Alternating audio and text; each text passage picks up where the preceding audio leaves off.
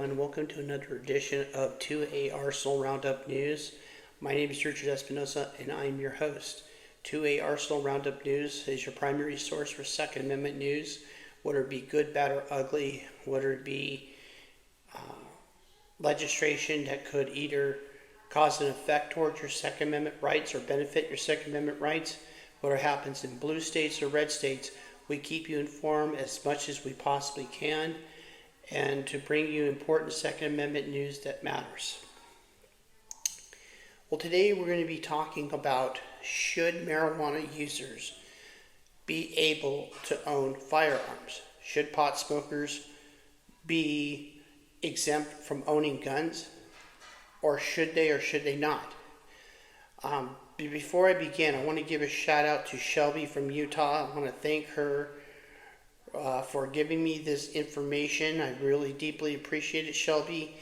This is a great, interesting subject to discuss. So I am going to discuss this topic. And before I read you this information, I just want everyone to know that I'm not trying to step on anybody's toes. I'm not trying to piss off anybody by no means. And I'm not trying to upset anybody. Okay, I'm going to try to be as fair as I possibly can, and I'm going to break it down to you, and I'm going to try to be as fair, as balanced as I can possibly can. I know it's not going to be easy to, but I'm going to do my best. So this information I'm going to read to you comes from Fox News 8 in Ohio. So what I am going to do is going to read you this information from their website, from their press release, so you get a clear understanding to know what this is all about. And here it is. If you look up on the screen, it says, the Supreme Court said on Monday that it will consider whether people who regularly smoke marijuana can legally own guns, the latest firearm case to come before a court since its 2022 decision expanding gun rights. President Donald Trump's administration asked the justices to revive a case against a Texas man charged with a felony because he allegedly had a gun in his home and knowledgeably being a regular pot user. The Justice Department appealed after a lower court largely struck down a law that bars people who uses illegal drugs from having guns. The Republican administration favors Second Amendment rights, but the government attorneys argue that this ban is a justifiable restriction. They asked the court to reinstate a case against Ali Daniel Brahimi. His lawyers got the felony charge tossed out after the Fifth U.S. Circuit Court of Appeals found that the blanket ban is unconstitutional under the Supreme Court's expanded view of gun rights. The appellate judge found that it could still be used against people accused of being high and armed at the same time, though. The Hemeni attorneys argue broadly the written law puts millions of people at risk. Technically violation. At least 20% of Americans have tried pot, according to the government health data. About half the states legalize reconciliation marijuana, but it's still illegal under federal law. The Justice Department argued the law is valid when used against regular drug users because it poses a serious public health risk. The government said that the FBI has found that the Brahimi gun and cocaine in a search of his homes as they probed the trial, and communications allegedly linked to Iran. The gun charge was only one filed. However, his lawyer said the other allegations were irrelevant and are mentioned only to make seem it more dangerous. This case marks another flashpoint in application of the Supreme Court's newest test for firearm restrictions. The conservative majority found that the 2022 that the Second Amendment generally gives people the right to carry guns in public for self-defense, and any firearm restrictions must have a strong grounding in the nation's history. The landmark 2022 ruling led to a cascade of a challenge of firearm laws around the country, although the justices have since updated a different federal law intended to protect victims of domestic violence and barring guns from people under restraining orders. Now, let's talk a little bit about this. To be fair, this morning I was watching Mark W. Smith from Four Boxes Diner. He is an attorney, a gun rights advocate, and he is also the winner of the Gundy's Awards, who's as a top voice for Second Amendment rights. And one of the things that Mark W. Smith argued, that more than likely that the defendants in the case will prevail, and here is why. One of the things that Mark mentioned is 18 USC S922 G3. I'm going to discuss what this is about, so if you look on the screen, I'll read this penalty code and how the Supreme Court will use this pinnacle to make their decision, or possibly make their decision. And here's where it says. It says 18 USC SC 922 G3 is a federal law that makes it illegal for individuals who are unlawfully users of or of addicts of any controlled substance to ship, transport, possesses, or receive firearms or ammunition. The Department of Justice defines unlawful users as someone who uses the controlled substance as a recent enough to indicate that the individual is actively endangered to such conduct, according to the Bureau of Alcohol, Tobacco, and Firearms and Explosives. Now,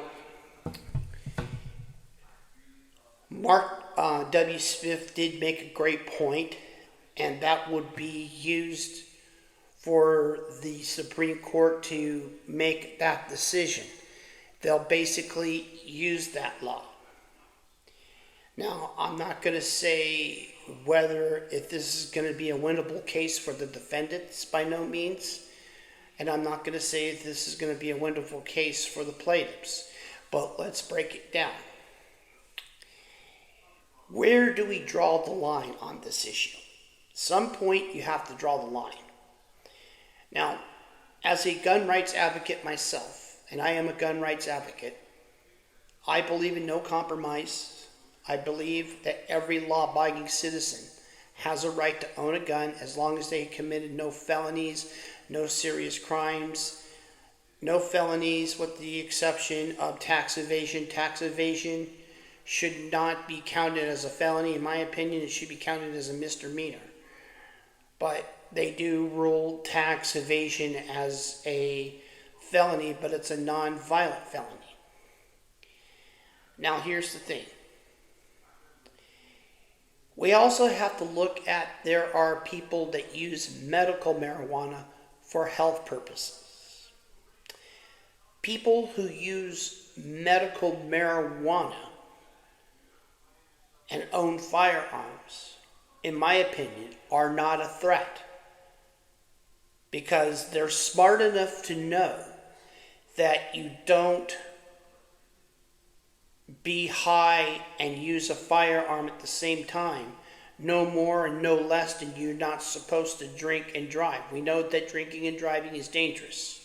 You and I can both agree on that DUI is a serious crime, and I take DUI extremely serious. Nobody should be behind the wheel if you're drunk. We can all agree on that. Same thing with using a firearm. You should not be drunk and use a firearm, because chances are you can either shoot yourself or you're going to shoot somebody, because when you're drunk, you're capable of doing these things. And I take drinking and driving seriously because I lost my grandpa back in 1962. He was only 40 years old at the time. He was hit by a drunk driver, and I never got a chance to know him. So I don't have any sympathy for drunk drivers. Now, responsible drinkers, people who are responsible adults, who drink beer, whiskey, or what have you, they are smart enough to know that you don't mix alcohol with firearms, just like you don't mix alcohol with driving. Seem fair? I'm pretty sure a lot of you will agree on that. Okay, for example, there was a gun club that I used to be a member of when I lived in California at the Oak Tree Gun Club. You had people who went trap shooting or shot at the pistol range. Then after a fun day at the range, they pack their guns, they go in the club, and they go to the bar in there. There's a bar in there where you can drink beer. And if you drink beer, and just make sure that you don't drink too much, because you don't want to be behind the wheel, or unless you have a designated driver. Seem fair? Okay? Because we know that alcohol and firearms don't mix, no more, no less than alcohol does not mix with driving. Well, same thing with marijuana, okay? You should not be high on drugs when using a firearm. Now, me personally, I don't smoke marijuana. I don't like the smell of it, but people have a right to do so. As long as they do it in their house, as long as they're not smoking any marijuana behind the wheel, and as long as they're not intoxicated with marijuana as they're driving, okay?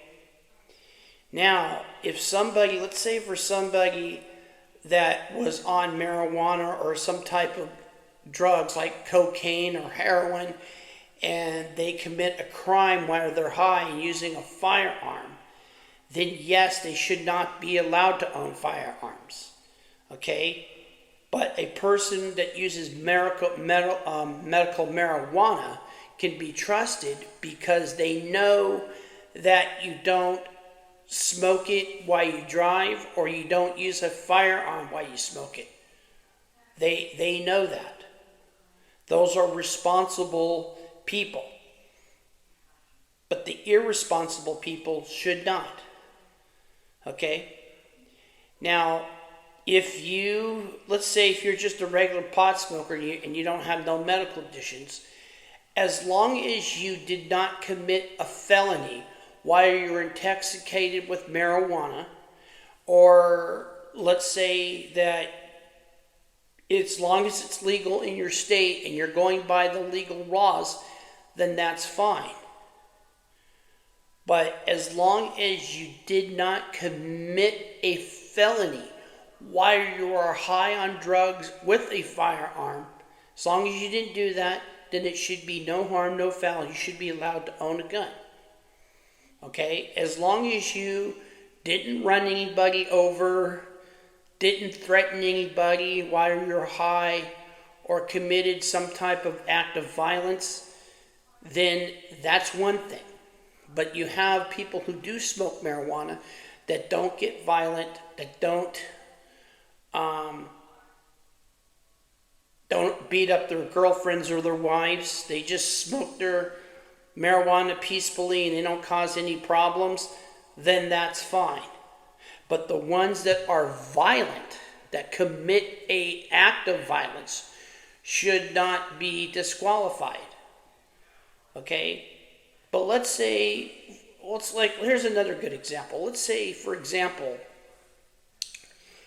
if you had a drug addiction at one time, and you've been clean and sober, let's say for 10 years, 20 years, and you are completely sober from drugs.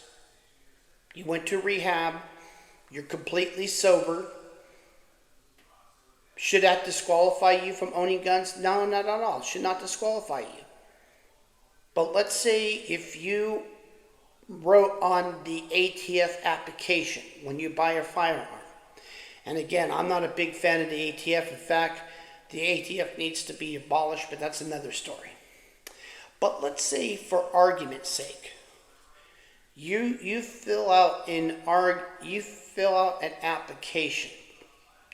They ask you, are you currently taking any type of illegal substance? First of all, you don't want to tell anybody that you do, because they might think that you might be violent or you could be a threat. So if you do smoke marijuana, don't even mention it. But let's say, for instance, you were convicted of being intoxicated with marijuana 30 years ago, but you didn't kill anybody, you didn't run anybody over, you didn't cause a death, but you've been arrested for it.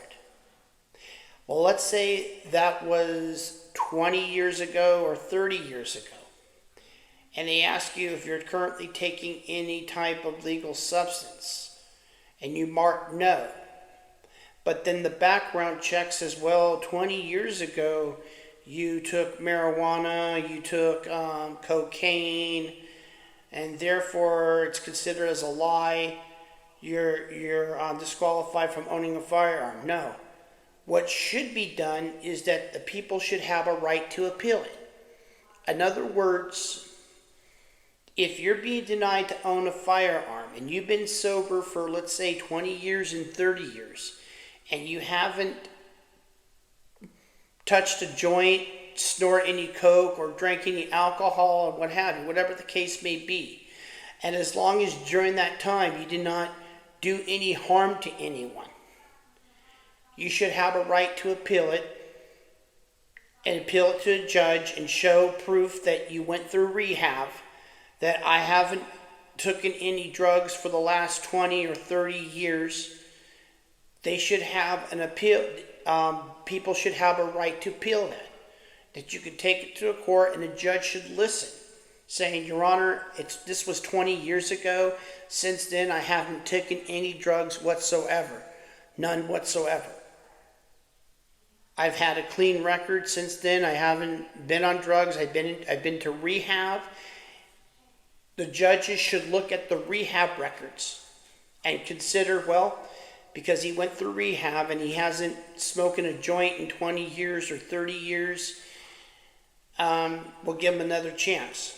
But once the judge gives them a chance, they can no longer use any type of marijuana or any type of drugs. They have to make an agreement that they cannot, and that they acknowledge that if they get back smoking marijuana again, or smoking or taking any type of legal substance, knowing that they made that promise, and because they've been sober for 20 years and all of a sudden they go back doing it, then they're going to have to cause a punishment towards them, because they broke an agreement. It's the same thing that they lied. In other words, they're saying it's been 20 or 30 years since I took marijuana, and then all of a sudden you start taking it again.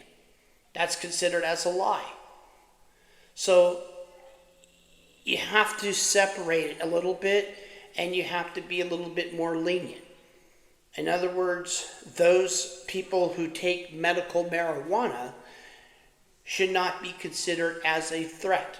People that have glaucoma, leukemia, or battling cancer, they should not be exempt from owning a firearm because they're using a marijuana for medical purpose.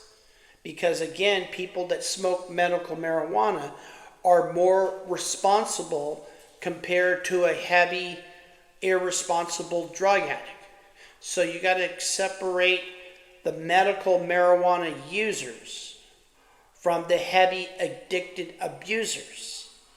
Don't mix the two together, but separate them. So I think that's as fair as possible. But the question I would like to know, and I'm pretty sure all of you would like to know, would the Supreme Court at least consider that people that use medical marijuana should be exempt from this, this penal code that I just read to you, which is USC 8, and you know the rest of the numbers? Should a person with that uses medical marijuana, should they be exempt from it? That's the question. Should they? I think they should, because again, people who use medical marijuana are more responsible. They know that not to smoke the marijuana being behind the wheel, or smoke any marijuana while they're using a firearm. Like, for example, for me, I take medication. I had to take blood pressure medicine for my blood pressure, and with my heart fibrillation that I have, I always read the instructions on my medication, and you got to read it. If your medication says that it's non-drowsy, in other words, that it's safe to take your medication and be behind the wheel, or take your medication and go out to the gun range, as long as it says non-drowsy, then you're okay.